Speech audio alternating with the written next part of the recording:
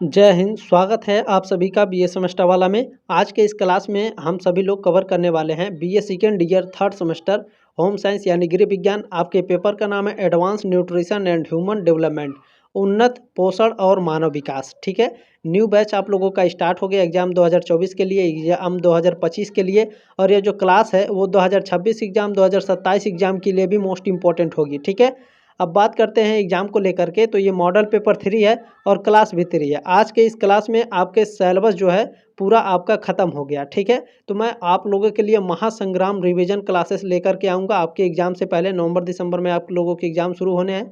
जैसे अच्छा आगे मैं बताता हूँ, जो दीनदयाल उपाध्याय गोरखपुर विश्वविद्यालय है, इसका पेपर कोड है HSC 201। ठीक है, चलिए top 100 most important MCQ question answer cover करेंगे।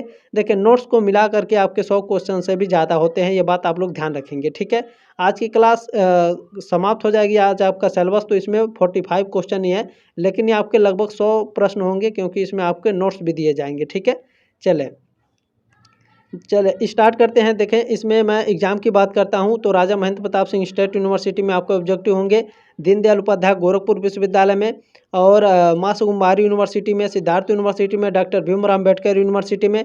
यहाँ पर आपके ऑब्जेक्टिव एग्जाम होंगे जहाँ जिस कॉलेज में, उत्तर प्रदेश में जितने भी यूनिवर्सिटी हैं, भारत में जितने भी यूनिवर्सिटी हैं, जहाँ भी आपको ऑब्जेक्टिव एग्जाम है, आप इस क्लास को अटेंड कर सकते हैं। चिंता करने की बिल्कुल भी आवश्यकता नहीं है। देखिए, लिखित एग्जाम की बात करें, महात्मा गांधी काशी विद्यापीठ है, छत्रपति साहू जी महाराज यूनिवर्सिटी है, राम मनोहर लोहिया वध विश्वविद्यालय है, लखनऊ यूनिवर्सिटी है, महात्मा ज्योतिबा फुले रोहिलखंड यूनिवर्सिटी है। ठीक है, उसके बाद आपका देखें आपका CCSU है, JNU है, JNCU है, ठीक है, AMU है। देखिए, बहुत सारी यूनिवर्सिटी हैं जहां पर आपके लिखित एग्जाम होने वाले हैं। तो मैंने देखे लिखित क्वेश्चन पेपर भी आपके सॉल्व कराए हैं, और डिस्क्रिप्शन बॉक्स में आपको लिंक मिल जाएगा प्लेलिस्ट का। तो जिनका लिखित एग्जाम है वो तुरंत जाएं, क्वेश्चन पेपर देखें, मैंने क्वेश्चन पेपर भी आपके सॉल्व कराए हैं। ठीक है, चले जिनका ऑब्जेक्टिव है, चले स्टार्ट करते हैं आज की क्लास। इसमें पहला प्रश्न आपका पूछा गया है। देखें, क्रियात्मक विकास के प्रकार हैं। तो क्रियात्मक विकास आपके 2 प्रकार के होते हैं। ए ऑप्शन आपका राइट है।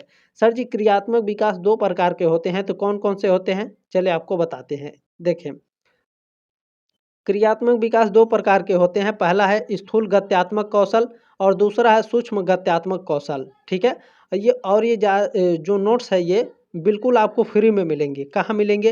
टेलीग्राम ग्रुप ज्वाइन कर लीजिएगा। वहाँ आपको क्लास जो मैं सेंड करूँगा, क्लास के ठीक नीचे PDF रहता है, वहाँ से आप लोग ये सारे नोट्स और PDF बिल्कुल फ्री में प्राप्त कर सकते हैं। आपको एक भी पैसा नहीं देना है। आपके यूनिवर्सिटी से संबंधित जो भी जानकारी रहती है टेलीग्राम ग्रुप में ही सेंड की जाती है, क्योंकि वीडियो बनाना पॉसिबल नहीं हो पाता है। तो टेलीग्राम ग्रुप जरूर ज्वाइन कर लीजिएगा, बहुत ही इंपॉर्टेंट है। ठीक है, PDF नोट्स आपको फ्री में मिल रहे हैं, तो इसका लाभ उठाइए। आपका रिवीजन भी होता रहेगा और ये सारे नोट्स आपको फ्री में मिलेंगे। चलिए बात करते हैं दूसरे प्रश्न की। दूसरा प्रश्न आपका पूछा गया है, इनमें से कौन सा क्रियात्मक कौशल है? पढ़ना, बुनाई, चित्रकारी। तो ये सभी क्या हैं? ये सभी आपके क्रियात्मक कौशल हैं। डी ऑप्शन आपका राइट है प्रश्न नंबर 2 का। प्रश्न नंबर 3 आपका पूछा गया है, इनमें से कौन सा ग्रास मोटर कौशल नहीं है? देखें, चित्रकारी करना साथियों, ये आपके ग्रास मोटर कौशल के अंतर्गत नहीं आता है। दौड़ना, खड़ा करना, कूदना, ये सभी ग्रास मोटर कौशल के अंतर्गत आते हैं। चलिए आपके डाउट क्लियर करते हैं। यहाँ से कई सारे प्रश्न भी आपको देखने के मिलेंगे एग्जाम में। देखें, इनमें से चित्र बनाना ग्रास मोटर कौशल का उदाहरण नहीं है। ठीक है, आपको मैंने बता दिया। ग्रास मोटर कौशल हाथों और पैरों की बड़ी मांसपेशियों से जुड़े कौशल होते हैं। इनका इस्तेमाल पर्यावरण में घूमने के लिए किया जाता है। ग्रास मोटर कौशल के कुछ उदाहरण ये रहे, जैसे रेंगना, खड़े होना, चलना, दौड़ना, स्ट्रेचिंग करना, गेंद पकड़ना। ये सभी क्या है? ग्रास मोटर कौशल के अंतर्गत आते हैं। ये क्या है? हाथों और पैरों की बड़ी मांसपेशियों का जिन कामों में इस्तेमाल होता है वो ग्रास मोटर कौशल के अंतर्गत आते हैं। ठीक है, ये बात आप लोग ध्यान रखेंगे। चलिए चौथा प्रश्न आपका पूछा गया है, क्रियात्मक व संज्ञानात्मक विकास होता है। क्रियात्मक और संज्ञानात्मक विकास कौन सा होता है? संपूर्ण जीवन काल तक होता है। डी ऑप्शन आपका राइट है। चलिए प्रश्न नंबर 5 देखेंगे, आपका क्या पूछा गया है, सही और गलत के बीच अंतर करने की योग्यता इंगित करती है। क्या इंगित करती है? मानसिक विकास को इंगित करती है। ए ऑप्शन आपका राइट है। प्रश्न नंबर 6 आपका पूछा गया है, सामाजिक विकास के संदर्भ में निम्न में से किस अवस्था की विशेषता गहन आम जागरूकता है? तो किशोरावस्था है, सी ऑप्शन आपका राइट है। प्रश्न नंबर 7 आपका पूछा गया है, स्तनपान व बोतल से दूध पिलाने में महत्वपूर्ण अंतर निम्न है। क्या अंतर है? माँ के दूध में एंटीबॉडीज होते हैं जो बच्चों को संक्रमण से बचाते हैं। ठीक है, सी ऑप्शन आपका राइट है। प्रश्न नंबर 8 आपका पूछा गया है, स्टार्च और कार्बोहाइड्रेट युक्त खाद्य पदार्थ महत्वपूर्ण है क्यों महत्वपूर्ण है? क्योंकि ये आपके अधिक वजन बढ़ने से रोकते हैं। बी ऑप्शन आपका राइट है। प्रश्न नंबर 9 आपका पूछा गया है, निम्न में से कौन से गुण सृजनात्मक बालक के नहीं हैं? तो देखें, समायोजन क्षमता, निर्णय लेने की क्षमता, एकाग्रता, ये सभी सृजनात्मक बालक के गुण हैं, लेकिन रूढ़िवादिता जो है सृजनात्मक बालक के गुण नहीं है। सी ऑप्शन आपका राइट है। प्रश्न नंबर 10 आपका पूछा गया है, इनमें से कौन सा अधिगम का उत्पाद नहीं है? बताने का प्रयास करें। देखें, क्षमता हो गया, ज्ञान हो गया, परिपक्वता हो गया, ये सभी अधिगम के उत्पाद हैं, लेकिन भौतिक संरचना अधिगम का उत्पाद नहीं है। डी ऑप्शन आपका राइट है। प्रश्न नंबर 11 आपका पूछा गया, तर्क के प्रकार हैं। देखें, तर्क कितने प्रकार के होते हैं? ये तर्क दो प्रकार के होते हैं, निगमनात्मक तर्क और आगमनात्मक तर्क। ठीक है, डी ऑप्शन आपका राइट हो जाएगा, ए और बी दोनों। प्रश्न नंबर 12 आपका पूछा गया है, मध्यम रूप से सक्रिय और औसत वयस्क की दैनिक आहार आवश्यकता लगभग है, कितना है? तो 2500 किलो कैलोरी, यानी 2500 किलो कैलोरी। बी ऑप्शन आपका राइट है। प्रश्न नंबर 13 आपका क्या पूछा गया है, व्यय संधि के बाद की वह अवस्था जिसमें व्यक्ति में आत्म उत्तरदायित्व का स्थापन होता है कहलाती है? तो यह प्रौढ़ अवस्था कहलाती है। बी ऑप्शन आपका राइट है प्रश्न नंबर 13 का। प्रश्न नंबर 14 देखेंगे, क्या पूछा गया है, दो शब्दों का उच्चारण कितने वर्ष की आयु के बच्चों के द्वारा किया जाता है? तो देखें, दो शब्दों का उच्चारण 1.5 से 2.5 साल के जो बच्चे होते हैं उनके द्वारा किया जाता है। बी ऑप्शन आपका राइट है। प्रश्न नंबर 15 पूछा गया, सूक्ष्म क्रियात्मक कौशल है। तो देखिए, सूक्ष्म क्रियात्मक कौशल लिखना, चित्रकारी करना, दस्तकारी करना, ये सभी सूक्ष्म क्रियात्मक कौशल हैं। डी ऑप्शन आपका राइट हो जाएगा, उपरोक्त सभी। प्रश्न नंबर 16 आपका क्या पूछा गया है, वृद्धावस्था में निम्नलिखित पोषक तत्वों की आवश्यकता होती है? तो वृद्धावस्था में सामान्य से अधिक ऊर्जा चाहिए, सामान्य से अधिक कार्बोहाइड्रेट चाहिए, 1 ग्राम प्रोटीन प्रति ग्राम शरीर के भार के हिसाब से चाहिए होता है। डी ऑप्शन आपका राइट है, उपरोक्त सभी। प्रश्न नंबर 17 पूछा गया है, निम्नलिखित में से किसे स्थूल पोषक तत्व कहा जाता है? देखिए, कार्बोहाइड्रेट, प्रोटीन और वसा को स्थूल पोषक तत्व कहा जाता है। सी ऑप्शन आपका राइट है। ये कई बार प्रश्न आपके एग्जाम में पूछा जा चुका है, तो इसे ध्यान रखिएगा, एकदम रट डालिए। प्रश्न नंबर 18 क्या है, पोषक तत्व के प्रति ग्राम जो पोषक तत्व है प्रति ग्राम सबसे बड़ा ऊर्जा मूल्य प्रदान करता है? तो ये वसा प्रदान करता है। सी ऑप्शन आपका राइट है। प्रश्न नंबर 19 पूछा गया, खाद्य पदार्थों की लागत और हम कितना खर्च कर सकते हैं पर निर्भर करता है? यह किस पर निर्भर करता है? तो हमारे बजट पर निर्भर करता है। डी ऑप्शन आपका राइट है, यानी जो खाद्य पदार्थ की लागत है हम कितना खर्च कर सकते हैं किस पर निर्भर करेगा? हमारा जितना पैसा भैया, हमारा जितना बजट है हम उसी पर खर्च कर सकते हैं। ठीक है, डी ऑप्शन आपका राइट है।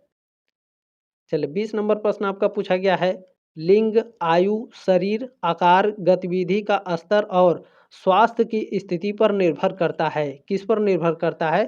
तो ये आपके पोषण पर निर्भर करता है। सी ऑप्शन आपका राइट है, यानी आपको अच्छा पोषण मिलेगा तो आपकी लिंग, आयु, शरीर आकार, ये सभी जो गतिविधि है इसका स्तर क्या है, स्वास्थ्य की स्थिति पर निर्भर करेगा आपका पोषण। ठीक है, सी ऑप्शन आपका राइट है।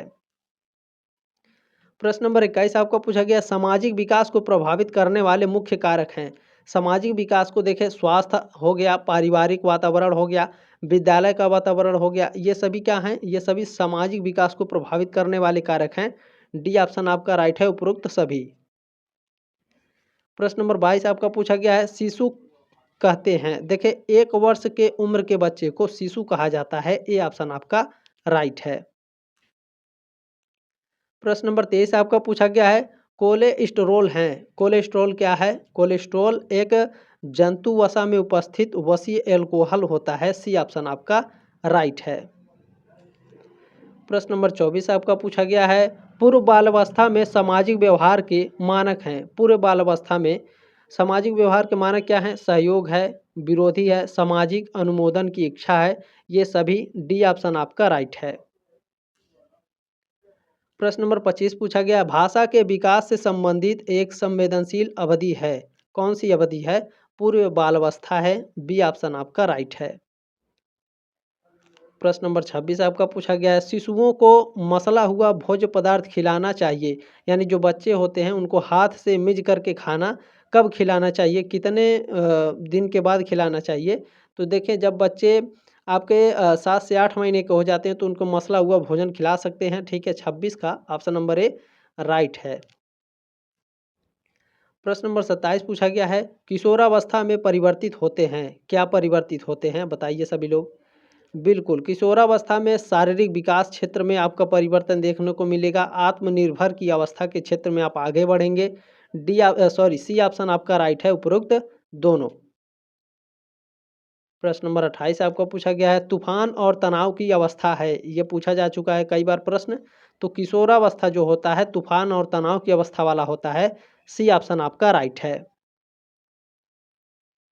प्रश्न नंबर 29 पूछा गया है, औपचारिक परिचालन विधि है। औपचारिक परिचालन विधि कौन सी है? तो देखिए, 11 वर्ष की जो अवस्था होती है यह औपचारिक परिचालन विधि होती है। डी ऑप्शन आपका राइट है। प्रश्न नंबर 30 आपका पूछा गया है, किस अवस्था में बालक नाम पुकारने पर उत्तर देता है? तो जब बालक जो है 6 महीने के हो जाते हैं तो जब उनका नाम बुलाएंगे तो वो क्या करेंगे? उत्तर देंगे। ठीक है, सी ऑप्शन आपका राइट है, मतलब आपको देखने लगेंगे। चलिए, प्रश्न नंबर 31 आपका क्या पूछा गया है, नवजात शिशुओं में प्रोटीन की आवश्यकता होती है। कितनी होती है? तो 2 से 2.5 मिलीग्राम प्रतिदिन होती है। ठीक है, ये ऑप्शन आपका राइट है।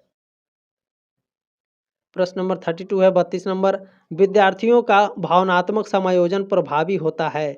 किसमें प्रभावी होता है? किससे प्रभावी होता है? तो व्यक्तित्व निर्माण से, कक्षा में व्यवहार से और अनुशासन, इन सभी से विद्यार्थी का जो भावनात्मक समायोजन है वो प्रभावित होता है। डी ऑप्शन आपका राइट है, उपरोक्त सभी। प्रश्न नंबर 33 आपका पूछा गया है, निम्नलिखित में से कौन भाषा के विकास को प्रभावित नहीं करता है? तो देखें, इसमें जो आपका ऊंचाई और वजन है ये आपके भाषा के विकास को प्रभावित नहीं करता है। बाकी परिपक्वता, प्रेरणा और स्वास्थ्य, ये सभी आपके भाषा के विकास को प्रभावित करते हैं। डी ऑप्शन आपका राइट है, ऊंचाई और वजन ये भाषा के विकास को प्रभावित नहीं करता है। प्रश्न नंबर 34 आपका पूछा गया है, जीन पियाजे के अनुसार संज्ञानात्मक विकास की कितनी अवस्थाएं हैं? तो 4 अवस्थाएं हैं। ठीक है, ये ऑप्शन आपका राइट है। चले, यहाँ पर आप लोग देखिएगा, बहुत ही इंपॉर्टेंट है। देखिए, जीन पियाजे के मुताबिक संज्ञानात्मक विकास की 4 अवस्थाएं होती हैं। कौन कौन सी?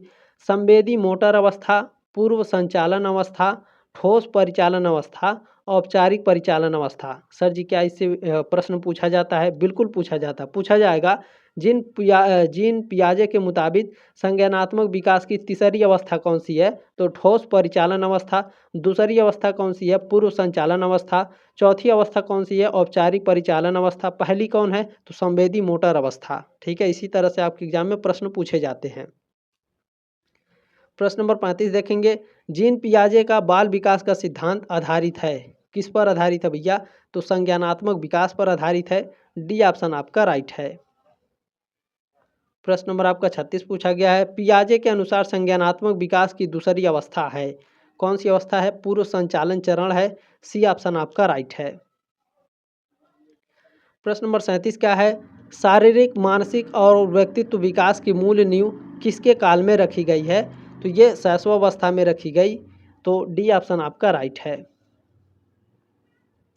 प्रश्न नंबर 38 है, 38 नंबर, 2 से 8 वर्ष की आयु के बच्चों के लिए विकास के पैटर्न में मोटर, सामाजिक, भावनात्मक, संज्ञानात्मक और शामिल है। क्या शामिल है और क्या शामिल है? भाषा कौशल शामिल होता है। सी ऑप्शन आपका राइट है। प्रश्न नंबर 39 पूछा गया है, निम्नलिखित में से विकास का कौन सा सिद्धांत गलत है? बताइए। देखिए विकास संयोगों का परिणाम है। ये जो है विकास जो है संयोगों का परिणाम है। ये सिद्धांत आपका गलत है विकास को लेकर डेवलपमेंट को लेकर के, ठीक है। बी ऑप्शन आपका राइट है। प्रश्न नंबर 40 आपका पूछा गया है विकास का क्या अर्थ है। विकास का अर्थ होता है व्यक्ति के अंतर्निहित लक्षणों का खुलासा। ये ऑप्शन आपका राइट है। प्रश्न नंबर आपका 41 पूछा गया है, 41 नंबर है। शिक्षार्थी के विकास के किस चरण में अवधारणा अधिगम को बढ़ावा देने की प्रचुर गुंजाइश है। बताइए, शैशवावस्था के दौरान, बचपन में, किशोरावस्था के दौरान या पूर्व किशोरावस्था के दौरान। जो शिक्षार्थी होते हैं, शिक्षार्थी मतलब विद्यार्थी, ठीक है। तो विद्यार्थी के विकास के किस चरण में अवधारणा अधिगम को बढ़ावा देने की प्रचुर गुंजाइश है, तो किशोरावस्था के दौरान होता है। सी ऑप्शन आपका राइट है। चलिए अगले प्रश्न की बात करते हैं। प्रश्न नंबर 42 क्या है, निम्नलिखित में से कौन किशोरावस्था का दूसरा नाम नहीं है। तो पहले आप ये जान लीजिए किशोरावस्था का दूसरा नाम क्या क्या है। देखिए बचपन और वयस्कता की संक्रमणकालीन अवधि, समस्या उम्र, तनाव और तूफान का चरण, ये सभी किशोरावस्था के नाम है, ठीक है। दूसरे नाम है या फिर नाम है, ये बात ध्यान रखिएगा। लेकिन किशोरावस्था का दूसरा नाम स्मार्ट उम्र जो है किशोरावस्था का दूसरा नाम नहीं है। डी ऑप्शन आपका राइट है, ये बात आप लोग ध्यान रखेंगे। प्रश्न नंबर 43 आपका क्या पूछा गया है, एक बच्चा अपने आसपास के लोगों के साथ बातचीत करता है जो उसके संज्ञानात्मक विकास का प्रतिनिधित्व करता है। डी ऑप्शन आपका राइट है प्रश्न नंबर 43 का। अगला प्रश्न देखते हैं। प्रश्न नंबर 44 क्या पूछा गया है, शब्दार्थ विकास का अर्थ है। शब्दार्थ विकास का अर्थ क्या है, किसी दो भाषा अंतर्निहित नियम, भाषा विकास, बोली जाने वाली और लिखित भाषा के अर्थ को समझना, ये सभी क्या हैं, शाब्दिक विकास के अर्थ हैं। डी ऑप्शन आपका राइट है प्रश्न नंबर 44 का। प्रश्न नंबर 45 क्या है, विकास अनुदैर्ध्य अक्ष की दिशा में होता है, विकास का यह नियम कहलाता है। देखिए जो विकास होता है अनुदैर्ध्य अक्ष की दिशा में होता है, ठीक है। जो विकास है अनुदैर्ध्य का अक्ष की दिशा में होता है, तो यह विकास क्या कहलाता है, तो यह विकास प्रॉक्सिमाडिस्टल कहलाता है। ये ऑप्शन आपका राइट है प्रश्न नंबर 45 का, ठीक है। विकास अनुदैर्ध्य अक्ष की दिशा में होता है, विकास का यह नियम क्या कहलाता है, प्रॉक्सिमाडिस्टल, ठीक है। चले देखिए आपका सिलेबस तो कंप्लीट हो गया। मैंने जितने मॉडल पेपर कराए हैं सभी को आप लोग अटेंड कर लीजिएगा। जल्दी आपके महासंग्राम रिवीजन क्लासेस आएंगी और मैं आपको क्वेश्चन पेपर भी प्रोवाइड कराने वाला हूं जल्दी। तो प्लीज़ चैनल को सब्सक्राइब कर लीजिएगा ताकि आप 4th सेमेस्टर, 5th सेमेस्टर और 6th सेमेस्टर में भी मेरे साथ अवश्य जुड़े रहें। जल्दी मिलते हैं आपके नेक्स्ट क्लास में, तब तक के लिए जय हिंद, वंदे मातरम।